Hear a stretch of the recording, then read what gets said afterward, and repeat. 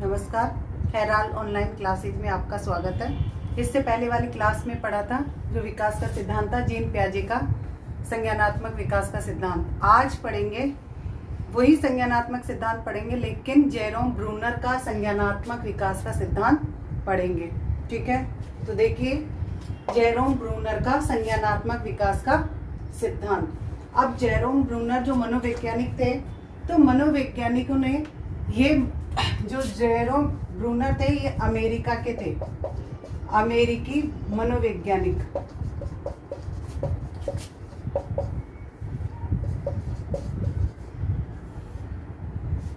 अमेरिकी मनोवैज्ञानिक थे।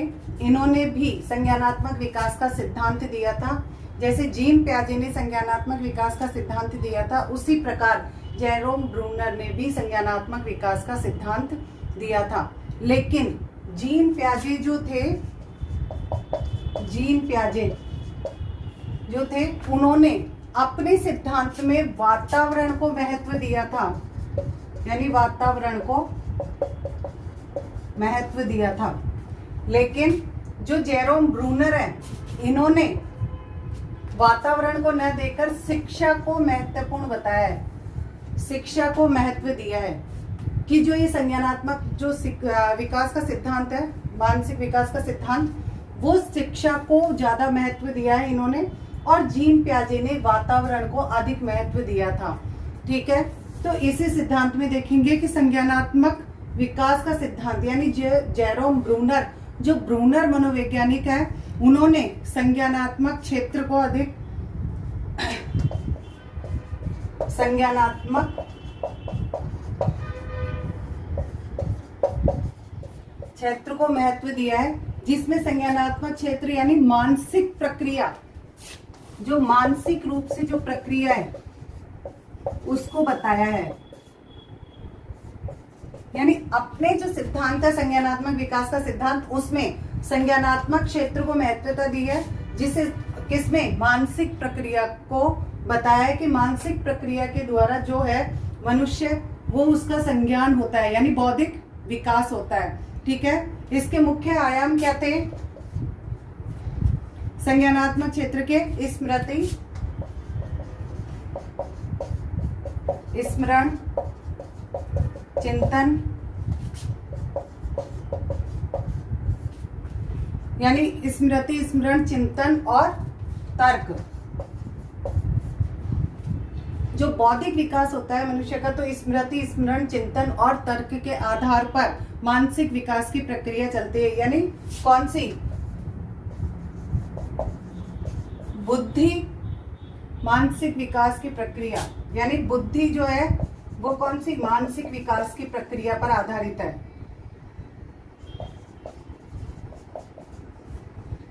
यानी जो संज्ञानात्मक क्षेत्र बताया है, जो मानसिक प्रक्रिया के द्वारा होता है, यानी बौद्धिक विकास मनुष्य का होता है, तो उसमें स्मृति, स्मरण, चिंतन और तर्क के आधार पर मनुष्य का बौद्धिक विकास होता है, जो किसमें आता है? मानसिक, यानी बुद्धि मानसिक विकास प्रक्रिया में आता है। ठीक है, इसके बाद देखेंगे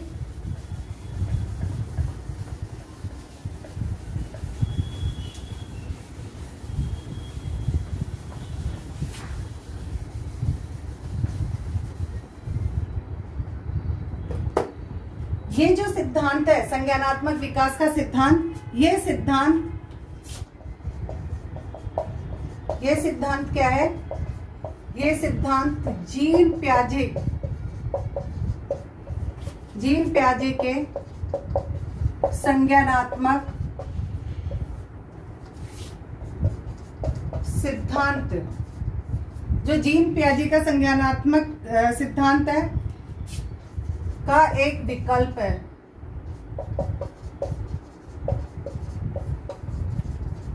यानी जो जेरोम ब्रूनर का संज्ञानात्मक विकास का सिद्धांत है वो क्या है? जो जीन पियाजे का सिद्धांत था संज्ञानात्मक विकास का सिद्धांत, वो उसका इसी सिद्धांत का एक विकल्प है, यानी उसी की तरह बौद्धिक विकास पर आधारित है। ठीक है,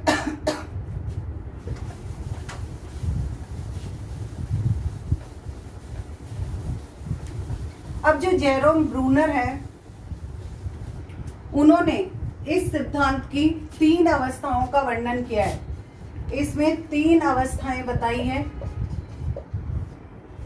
जो संज्ञानात्मक विकास का सिद्धांत है, तो इसमें इन्होंने 3 अवस्थाओं का वर्णन किया है। उसी प्रकार जैसे संज्ञानात्मक जो जीन प्याजे का संज्ञानात्मक सिद्धांत है उसकी 4 अवस्थाएं थी, लेकिन इन्होंने ब्रूनर ने 3 अवस्थाएं बताई है। जिसमें देखिए सबसे पहली अवस्था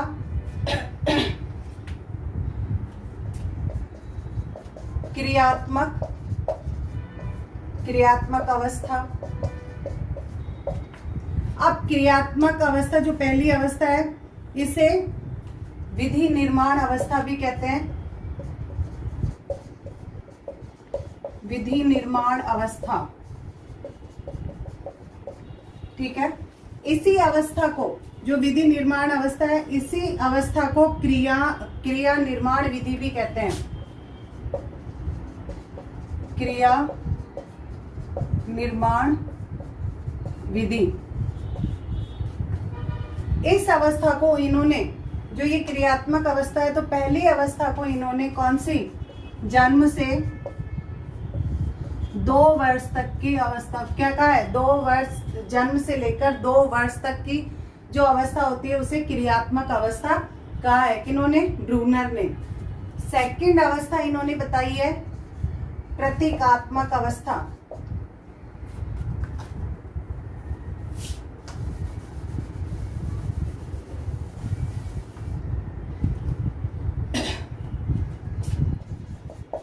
सॉरी, प्रतिमा आधारित अवस्था।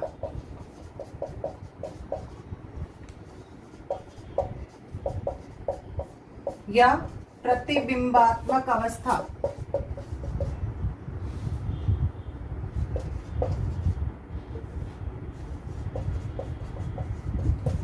जो ये अवस्था बताई है बिंबात्मक,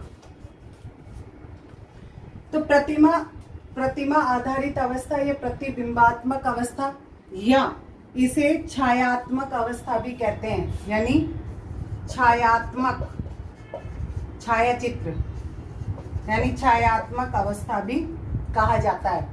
ठीक है, प्रतिमा आधारित उसे छायात्मक अवस्था भी कहा जाता है। ठीक है, ये इन्होंने बताई है 2 से 7 वर्ष तक की अवस्था को क्या कहा है, प्रतिमा आधारित अवस्था। तीसरी अवस्था इन्होंने बताई है संकेतात्मक अवस्था,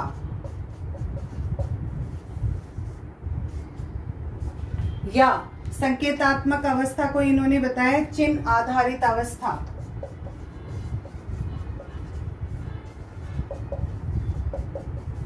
चिन्ह आधारित अवस्था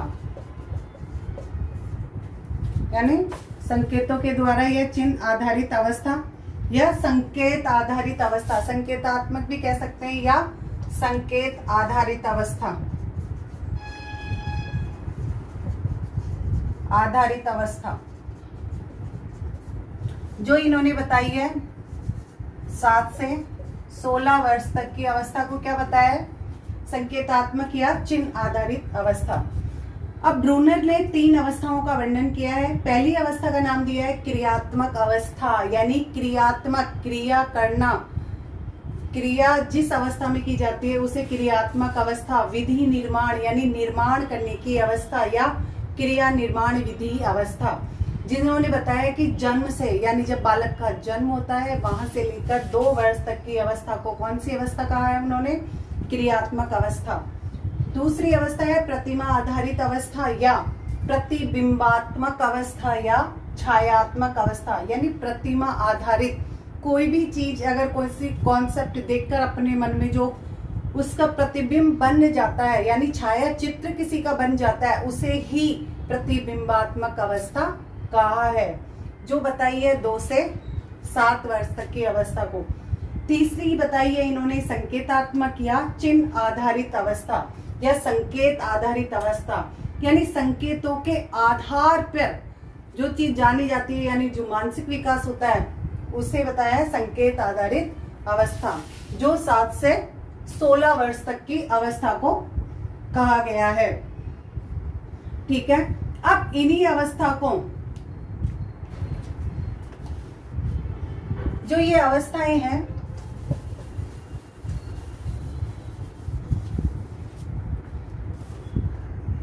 जो ये पहली क्रियात्मक अवस्था है, इसमें बताया कि इनएक्टिव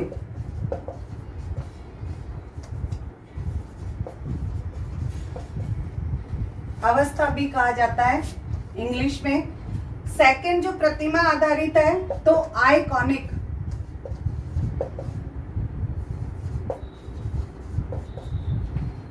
आइकॉनिक अवस्था कहा है।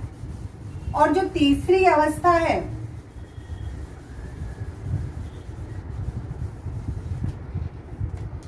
तीसरी अवस्था कहा है सिंबॉलिक।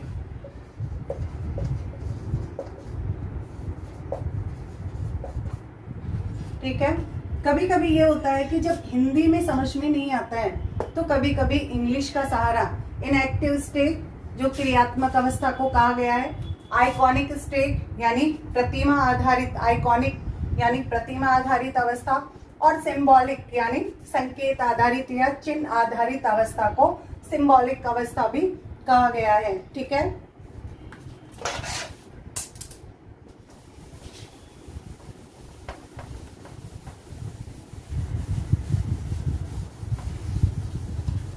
इसी प्रकार है कि जो ये तीनों अवस्थाएं हैं उनके बारे में अब आगे डिटेल से पढ़ेंगे।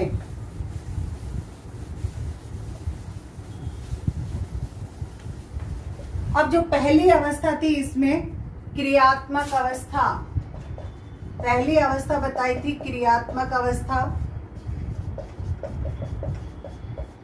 क्रियात्मक अवस्था, क्रियात्मक अवस्था को विधि निर्माण की अवस्था भी कहा जाता है या क्रिया निर्माण विधि की भी अवस्था कहा जाता है। ठीक है, ये अवस्था थी कौन सी? जन्म से 2 वर्ष तक की अवस्था को क्या कहा गया है?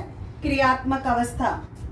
ठीक है, अब आगे देखिए कि इसमें 2 विचारधाराएं दी गई, यानी जो 2 विशेषताएं बताई गई है इसमें कि जो है इस क्रियात्मक अवस्था में क्या क्या विशेषताएं हैं।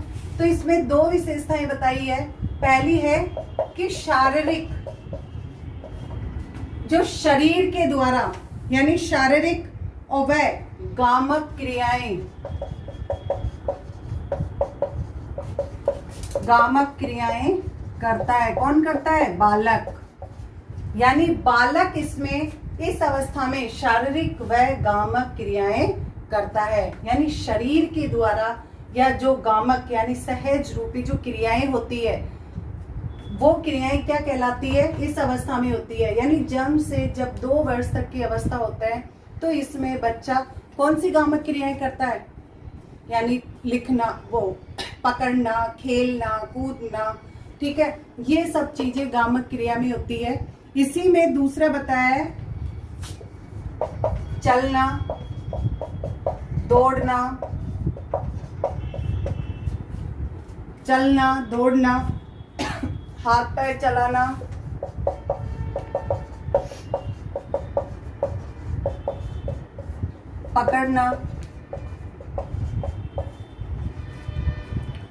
पकड़ना, यानी शारीरिक जो गामक क्रियाएं करता है। सबसे महत्वपूर्ण बात इस अवस्था में ये होती है कि इसमें शरीर के द्वारा ये जो गामक क्रियाएं की जाती है वो बहुत महत्वपूर्ण है। उसमें गामक क्रियाओं में चलना, दौड़ना, हाथ पैर हिलाना या पकड़ना। जब बच्चा जब छोटा रहता है तो क्या करता है? धीरे धीरे चलता है, दौड़ता है, हाथ पैर हिलाता है और किसी न किसी चीज को पकड़ता है।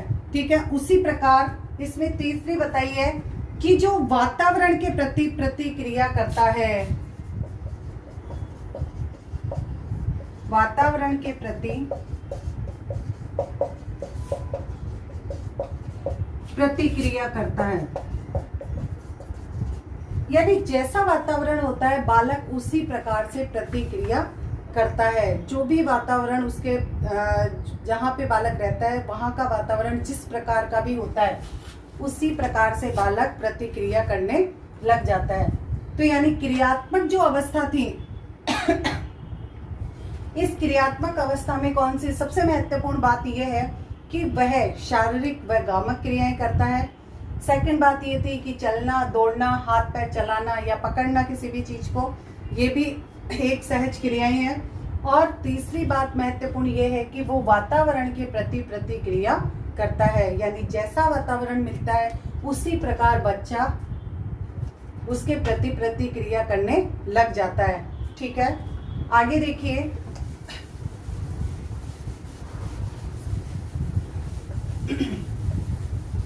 अब जो ये क्रियाएं करता है, यानी जब छोटा बच्चा रहता है ये सब चीजें क्रियाएं करता है। जब छोटा रहता है तो किसी न किसी चीज को घुटनों के बल चलकर पकड़ता रहता है, या कोई भी चीज दिख जाती है उसे पकड़ने लग जाता है। उसी प्रकार है कि इस अवस्था में, यानी जो क्रियात्मक अवस्था है, इस अवस्था में क्या होता है कि इस अवस्था में भाषा का महत्व नहीं होता है। यानी जो ये अवस्था है, यानी इस अवस्था में भाषा का महत्व नहीं होता है। यानी जब बच्चा छोटा रहता है तो वो धीरे धीरे बोलना, शब्द बोलना सीखता है, इसीलिए इस अवस्था में भाषा का महत्व नहीं होता है, यानी पूरी तरह से वह भाषा नहीं बोल पाता है। इसलिए इसमें, यानी जो ये अवस्था है, इसमें भाषा का महत्व नहीं होता है। और अगले ये है कि ज्ञान के आधार पर, जो ज्ञान है उस ज्ञान के आधार पर क्या है, कोई कार्य नहीं करता है, नहीं करता है। यानी जब बच्चा छोटा रहता है तो भाषा का प्रयोग बहुत कम करता है, यानी धीरे धीरे बोलना ही सीखता है। ठीक है, तो इसलिए इसमें भाषा का महत्व नहीं होता है। ध्यान रखना कि इस अवस्था में भाषा का महत्व नहीं होता है बिल्कुल भी। ठीक है, और ज्ञान के आधार पर भी कोई कार्य नहीं करता है। जब, यानी यहाँ पर देखा कि जन्म से 2 वर्ष तक का बच्चा, अब जन्म से 2 वर्ष तक का बच्चा ज्ञान के आधार पर, यानी जब ज्ञान नहीं है, इस किसी चीज को करने से पहले ये थोड़ी सोचता है कि इससे ऐसा हो जाएगा या वैसा हो जाएगा। ठीक है, तो इसीलिए ज्ञान का आधार पर वह कोई भी कार्य नहीं करता है। जैसे भी उसे जो भी वातावरण या जो परिस्थिति मिलती है, जैसा वातावरण घर का मिलता है उसके प्रति वह प्रतिक्रिया करने लग जाता है। कोई भी चीज अगर चमकीली दिखाई देती है या कुछ भी ऐसा दिखाई देता है, वह उसे पकड़ने, दौड़ने या कुछ करने लग जाता है। ठीक है, या मुंह में देने या चूसने लग जाता है। ओके, ठीक है, तो ये थी क्रियात्मक अवस्था। अब आगे देखिए दूसरी अवस्था।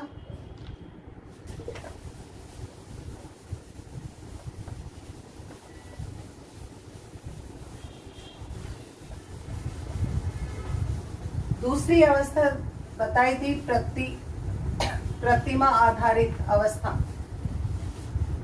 जो दूसरी अवस्था है प्रतिमा आधारित अवस्था,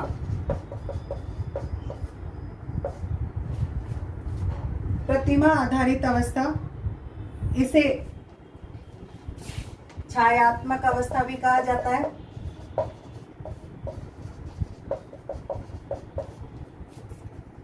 छायात्मक अवस्था भी कहा जाता है, प्रतिबिंबात्मक अवस्था भी कहा जाता है।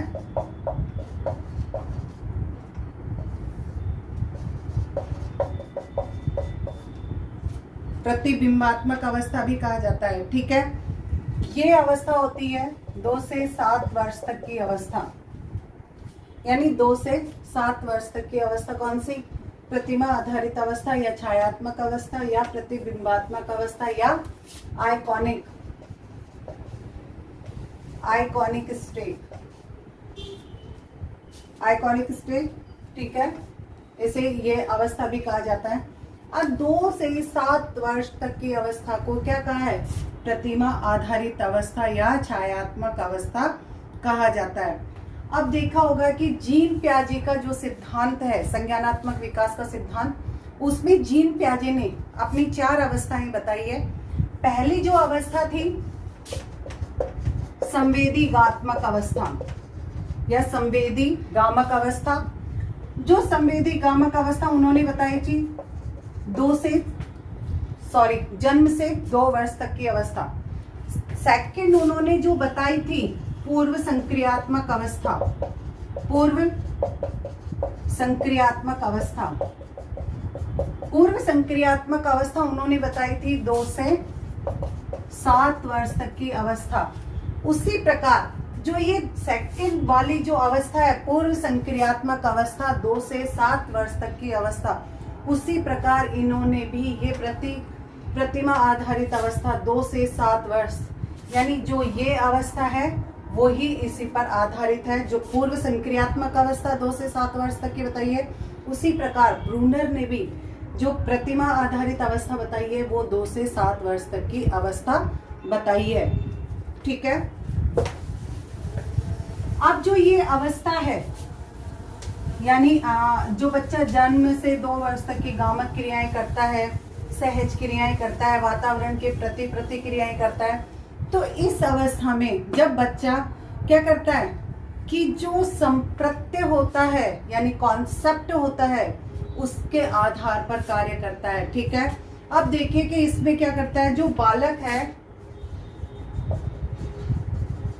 बालक सूचनाएं संप्रत्यय के द्वारा मानसिक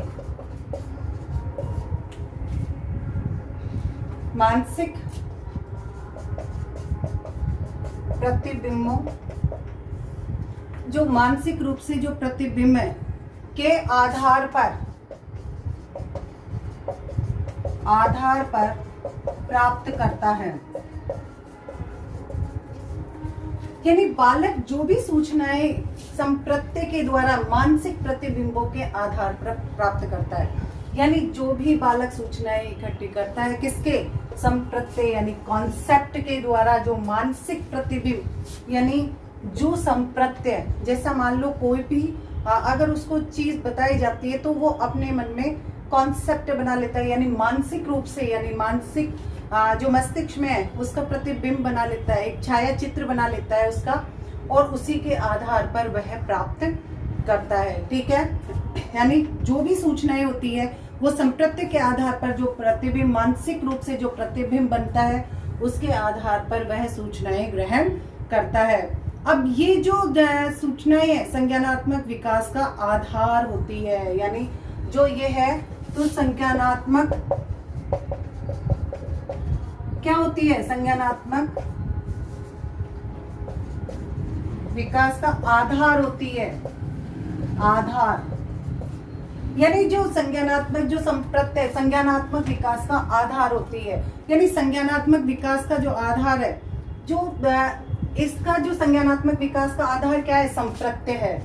इस जो संज्ञानात्मक विकास जो होता है उसका आधार संप्रत्यय को दिया गया है, यानी संप्रत्यय के द्वारा जो मस्तिष्क में बनने वाला प्रतिबिंब, यहाँ देखिए मस्तिष्क में बनने वाला प्रतिबिंब,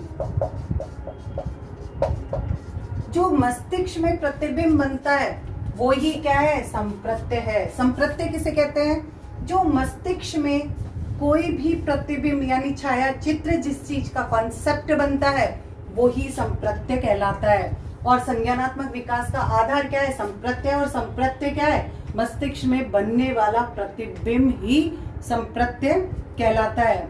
ठीक है, अब संप्रत्यय जो है, संप्रत्यय जो है वो क्या है, प्रतिमा,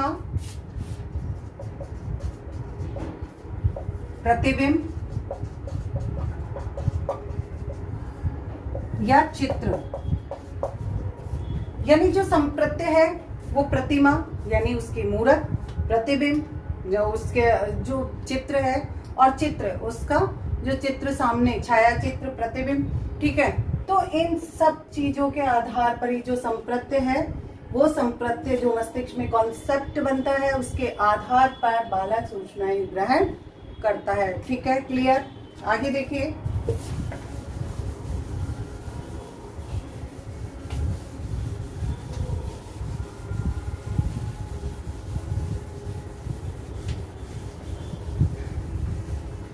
आगे है कि जो ये है तो इसमें जो पहली अवस्था बताई थी क्रियात्मक अवस्था, उसमें भाषा का महत्व नहीं होता है, लेकिन इसमें भाषा का महत्व होता है।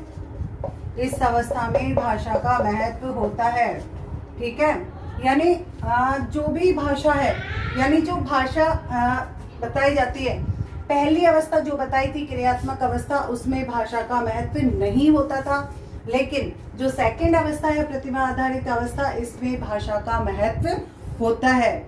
अब इसमें बालक क्या करता है कि जो बालक है, भाषा का तो महत्व होता है, लेकिन इसमें चमक, गति,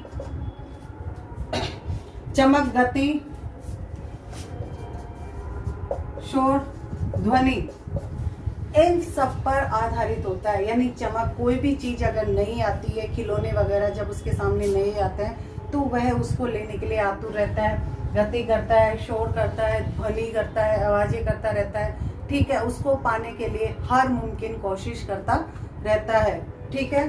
तो ये तो थी प्रतिमा आधारित अवस्था। अब देखिए कि प्रतिमा आधारित तीसरी अवस्था है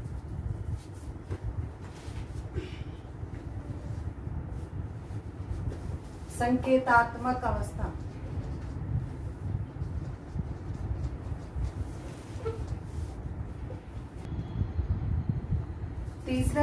तीसरी अवस्था बताई है इन्होंने संकेतात्मक अवस्था।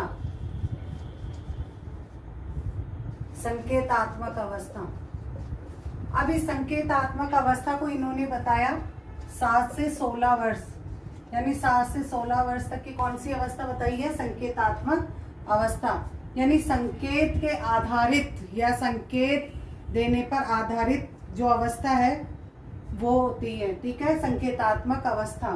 अब इस अवस्था में क्या होता है कि वह बालक, जो बालक होता है वह मानसिक प्रक्रिया चलती है बालक की, तो वो बालक मानसिक विकास किसके द्वारा करता है? मानसिक विकास संकेत के आधार पर करता है, यानी बालक का जो मानसिक विकास होता है वह मानसिक विकास किसके द्वारा? संकेत के आधारित या संकेत और चिन्ह के आधार पर वह आगे कार्य करता है, उसका मानसिक विकास आगे कार्य करता है, मानसिक प्रक्रिया चलती है, ठीक है। उसी प्रकार इन्होंने बताया कि प्रत्यक्षीकृत, इन्होंने इसमें बताया प्रत्यक्षीकृत और क्रियात्मक। जो प्रत्यक्षीकृत है और क्रियात्मक है, इन दोनों का बौद्धिक तरीके से सीखता है। जो बालक होता है वह बालक किसके द्वारा सीखता है? प्रत्यक्षीकृत और क्रियात्मक, क्रिया के द्वारा, और प्रत्यक्ष रूप में देखकर ही बालक सब कुछ सीखता है, ठीक है। यानी संकेत के आधार पर, कोई भी अगर चीज को संकेत के आधार पर समझाया जाए, या प्रैक्टिकल रूप से, प्रत्यक्षीकृत रूप से, या क्रिया करके प्रैक्टिकल रूप से समझाई जाती है, तो बालक को ज्यादा से ज्यादा समझ में आता है। इसीलिए बताया कि जो बालक सीखता है किसके द्वारा? प्रत्यक्षीकृत और क्रियात्मक जो रूप होता है उसको बौद्धिक तरीके से बालक सीखता है, ठीक है। अब इस अवस्था का सबसे मुख्य आधार होता है, जो इस अवस्था का मुख्य आधार कौन सा है? मुख्य आधार है अमूर्त चिंतन। अमूर्त चिंतन यानी जो संकेतात्मक अवस्था है, तो सबसे इसका प्रमुख आधार है अमूर्त चिंतन करना। जो पहले भी पढ़ा है कि बाल्य अवस्था और किशोरावस्था में जब बच्चा होता है तो कौन सा? अमूर्त चिंतन करता है। उसी प्रकार इसमें बताया गया है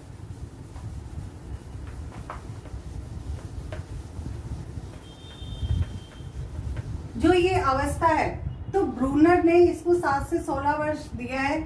उसी प्रकार जो जीन प्याजे हैं, जो मनोवैज्ञानिक जीन प्याजे हैं, उन्होंने अपनी जो तीसरी अवस्था है मूर्त संक्रियात्मक अवस्था,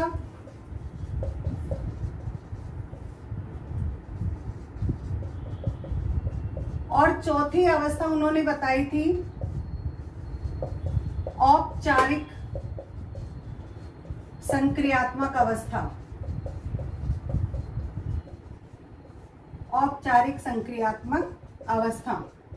ठीक है, अब इन्होंने मूर्त संक्रियात्मक अवस्था जो बताई थी, तो इन्होंने बताया था कि 7 से 11 वर्ष, ये अवस्था किस वर्ष में बताई थी? 7 से 11 वर्ष में बताई थी। और औपचारिक संक्रियात्मक अवस्था को 11 से 15 वर्ष में बताई थी।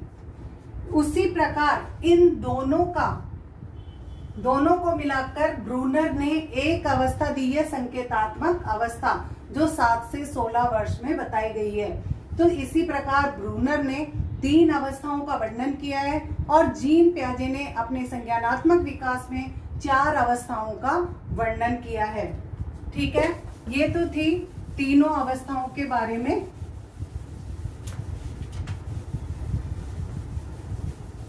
अब देखते हैं कि जो ब्रूनर और जीन प्याजे है, तो इन दोनों के सिद्धांत में क्या अंतर है? तो अंतर देखिए, जीन प्याजे और ब्रूनर के सिद्धांत में। अब देखिए, पहला तो यह है कि इन दोनों ने कौन सा सिद्धांत दिया है? संज्ञानात्मक सिद्धांत दिया है। इन्होंने भी यही सिद्धांत दिया है, संज्ञानात्मक सिद्धांत।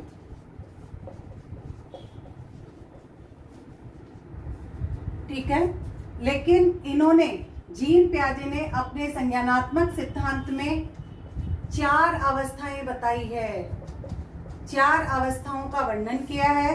इन्होंने अपने सिद्धांत में 3 अवस्थाओं का वर्णन किया है, 3 अवस्थाओं का वर्णन किया है। ठीक है, इन्होंने पहली अवस्था बताई संवेदी गामक अवस्था,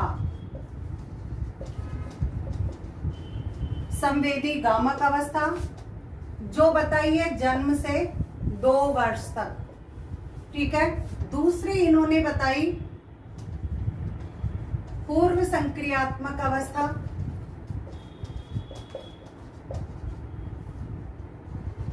पूर्व संक्रियात्मक अवस्था जो बताई है इन्होंने 2 से 7 वर्ष। तीसरी अवस्था इन्होंने बताई मूर्त संक्रियात्मक अवस्था, मूर्त संक्रियात्मक अवस्था बताई, जो इन्होंने बताई कितने? 7 से 11 वर्ष तक की। चौथी इन्होंने अवस्था बताई औपचारिक, औपचारिक अवस्था, जो इन्होंने बताई 11 से 15 वर्ष। ठीक है, उसी प्रकार ब्रूनर ने 3 अवस्थाओं का वर्णन किया है। सबसे पहली अवस्था बताई इन्होंने क्रियात्मक अवस्था, जो इन्होंने बताई जन्म से 2 वर्ष तक। दूसरी अवस्था इन्होंने बताई प्रतिमा आधारित अवस्था, प्रतिमा आधारित अवस्था, प्रतिमा आधारित अवस्था इन्होंने बताई 2 से 7 वर्ष। तीसरी इन्होंने अवस्था बताई संकेतात्मक अवस्था, संकेतात्मक अवस्था इन्होंने बताई 7 से 16 वर्ष। ठीक है, उसी प्रकार देखिए, इन्होंने 3 अवस्थाओं का वर्णन किया है, इन्होंने 4 अवस्थाओं का वर्णन किया है। आगे देखिए कि जो जीन प्याजे हैं, तो उन्होंने सबसे ज्यादा पहले उन्होंने वातावरण को महत्वता दी है, वातावरण को महत्व, यानी जो वातावरण है उसको महत्वता दी है। यानी जो जीन प्याजे का सिद्धांत है वो वातावरण को महत्व देता है, लेकिन ब्रूनर का जो सिद्धांत है वो शिक्षा को महत्व देता है, शिक्षा को महत्व देता है। ठीक है, शिक्षा को महत्व देता है। उसी प्रकार जीन प्याजे का सिद्धांत, जीन प्याजे ने सबसे पहले छोटे बच्चों पर अध्ययन किया था। सबसे पहले किस पे? छोटे बच्चों पर अध्ययन किया था, अध्ययन किया। लेकिन ब्रूनर ने सबसे पहले प्रौढ़ों पर, वयस्क पर, फिर छोटे बच्चों पर अध्ययन किया।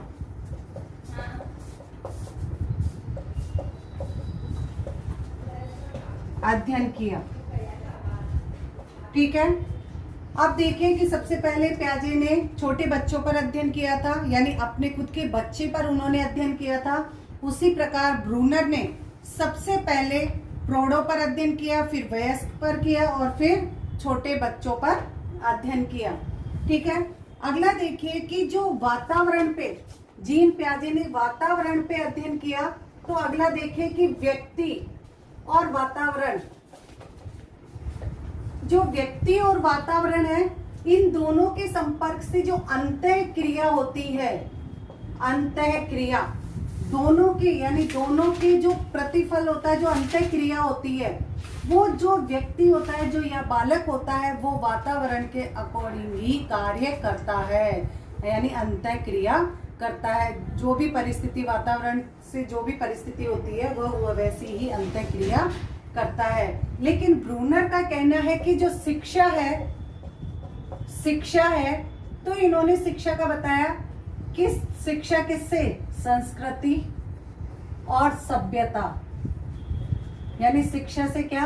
संस्कृति और सभ्यता मिलती है। ठीक है। तो देखिए जीन प्याजे में सबसे पहले दोनों ने एक ही सिद्धांत दिया है, संज्ञानात्मक सिद्धांत। लेकिन जीन प्याजे ने 4 अवस्थाओं का वर्णन किया है।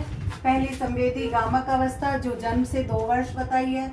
फिर सेकंड पूर्व संक्रियात्मक अवस्था, जो 2 से 7 वर्ष बताई है। मूर्त संक्रियात्मक अवस्था 7 से 11 वर्ष बताई है। औपचारिक अवस्था 11 से 15 वर्ष बताई है। उसी प्रकार ब्रूनर ने केवल 3 अवस्थाओं का वर्णन किया है। पहली क्रियात्मक अवस्था, जन्म से 2 वर्ष तक की।